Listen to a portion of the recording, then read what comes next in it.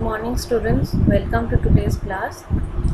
Before we start our today's class, once again I want to remind you all, those who are sending their queries or questions, please send it through your email IDs. Otherwise, you can't receive your answer.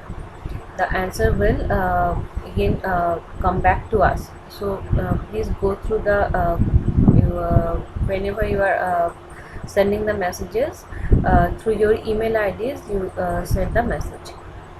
So now let's start our today's class.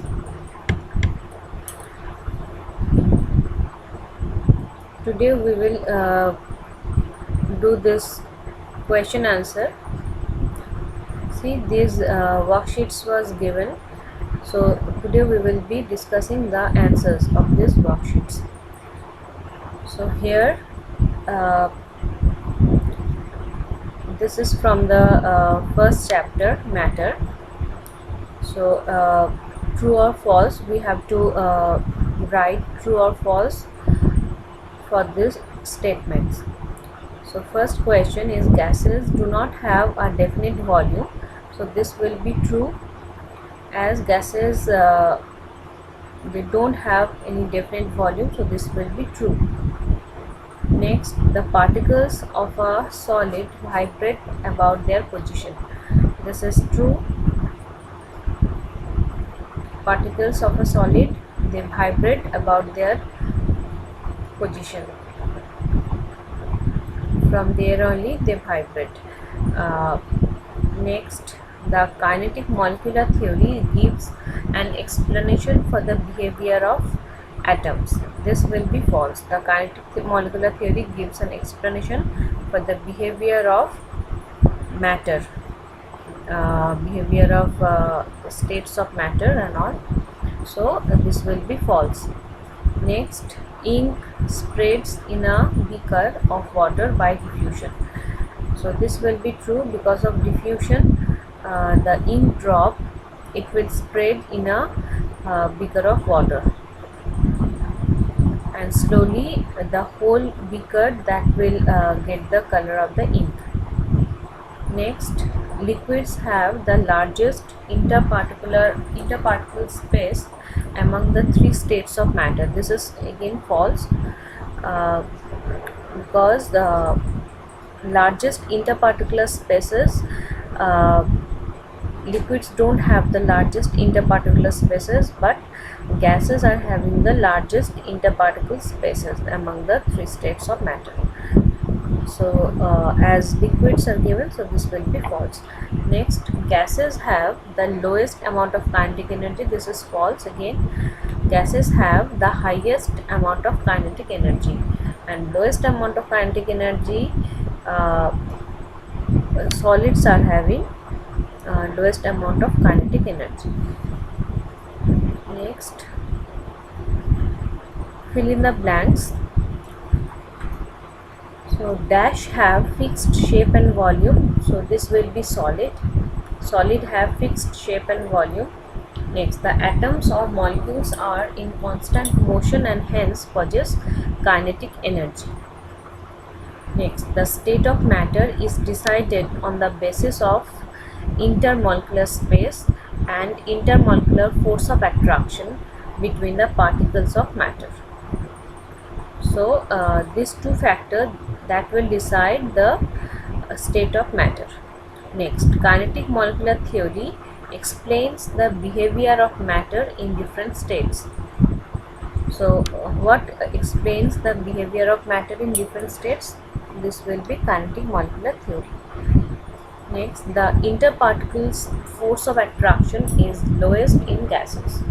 The force of attraction between the particles, that will be lowest in gases. That's why there are a lot of space in between the particles of gas.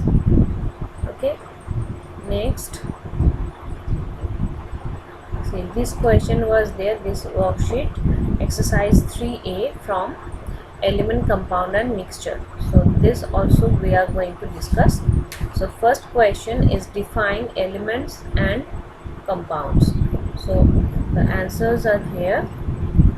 See, definition of element. An element is defined as a pure substance made up of only one kind of atoms or particles that cannot be converted into anything simpler than itself by any physical or chemical process. And for compound, the definition will be compounds are made up of different type of atoms combined chemically to form molecule. The properties of a compound are entirely different from those of its constituent elements. So these two definition you will be getting in the in your book. It is there, or the study material which are already given.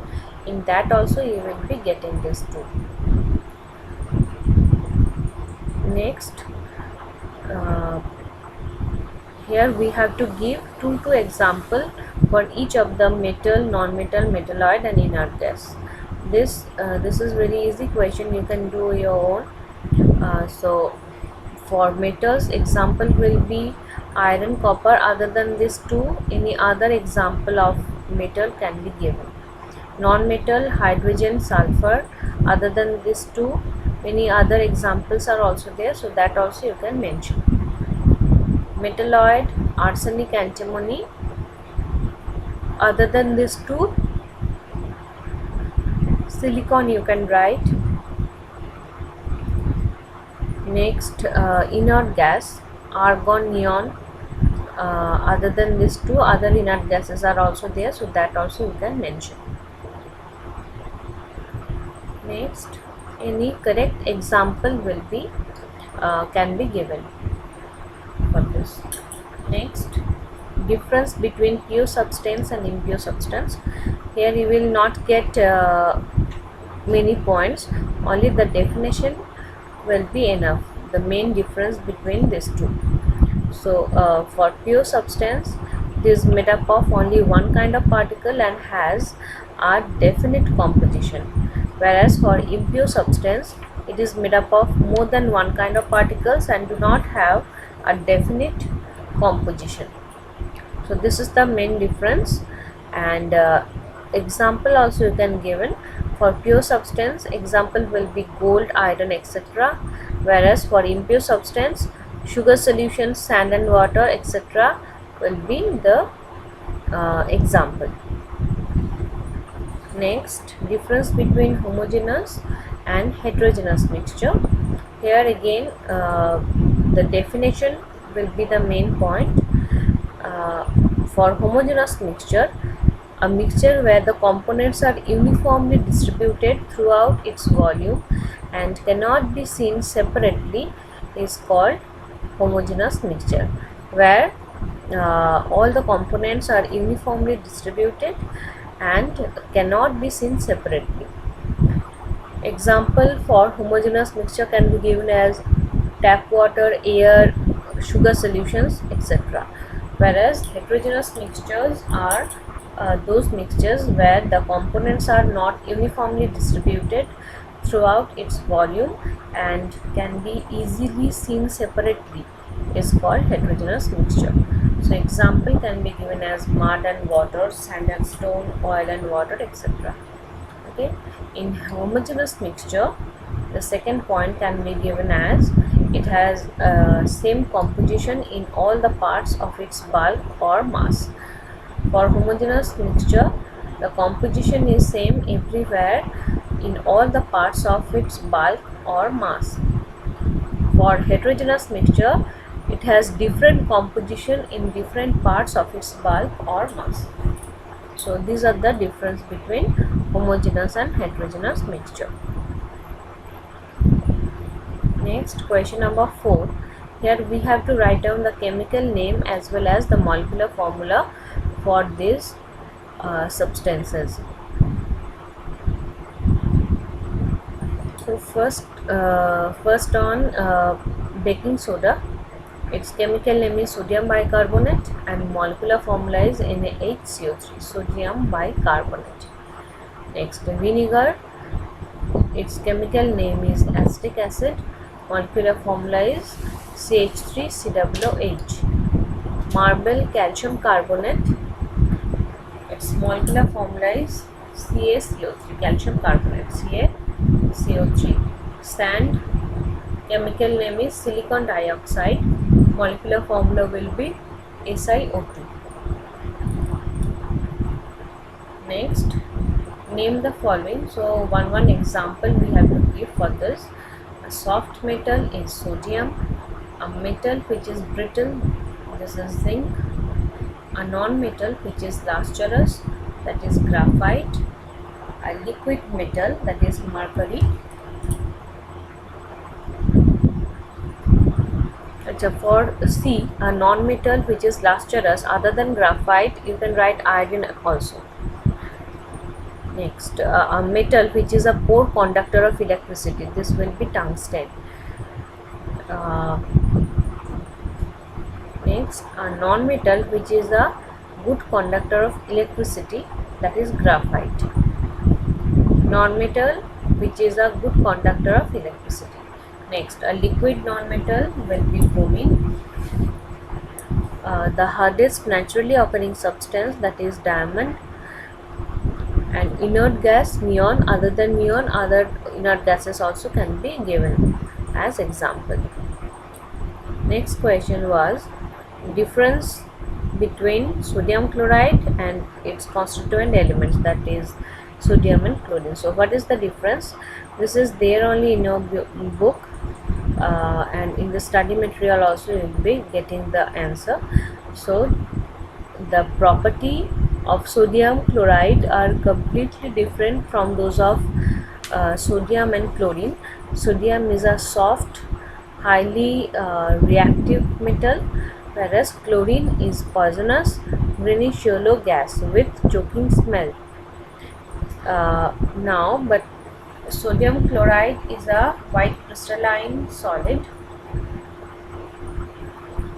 which is non-poisonous and useful.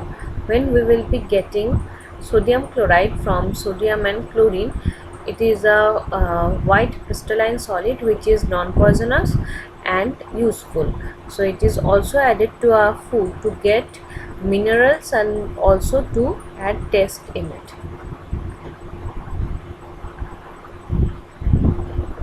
So this is the difference.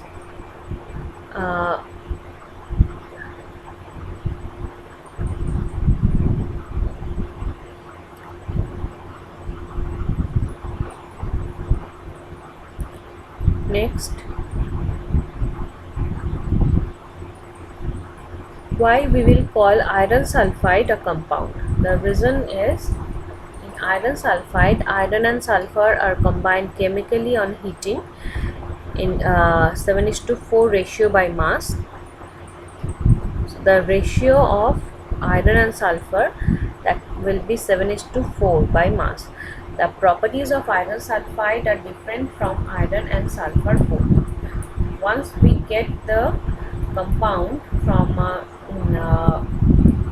from its constituent elements, we will be getting totally different property of that compound. So here iron sulfide is a black solid, while iron is a grey black metal and sulfur is a yellow amorphous non-metallic solid. Iron is attracted by magnet and sulfur is insoluble in carbon disulfide. This solubility of sulfur in carbon disulfide, this is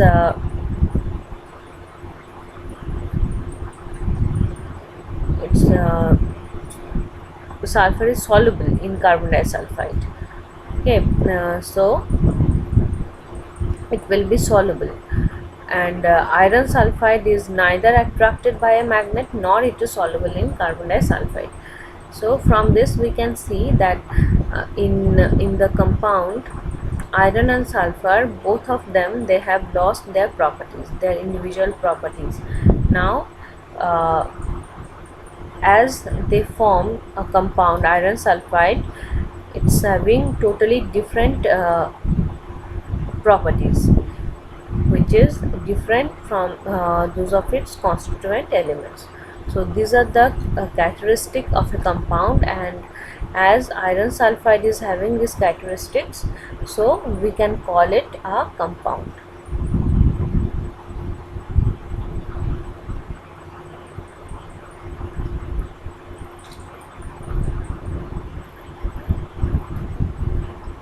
So for today, this is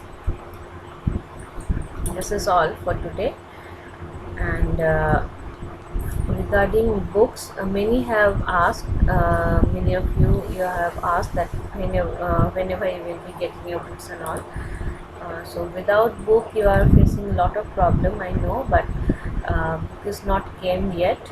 Once it will come, it will reach to us, we will be informing you. Okay, so don't worry, you just follow the classes and go through the study materials and all. uh, for now it will be uh, till you are getting the book and all. With this only you have to uh, anyhow you have to just keep on studying. Okay, so just follow these things. And for any queries or any questions, through your emails you send the message. You will be you just see there only option is there. uh, Without only messaging, you can go to your email IDs, and from there you can send the message. So to get back the answer or to get the reply, you do that, you send the messages through your email IDs. Okay, so this is all for today. And as you are doing every day, you just study materials and worksheets. You follow these things and keep on studying. Have a good day. Thank you.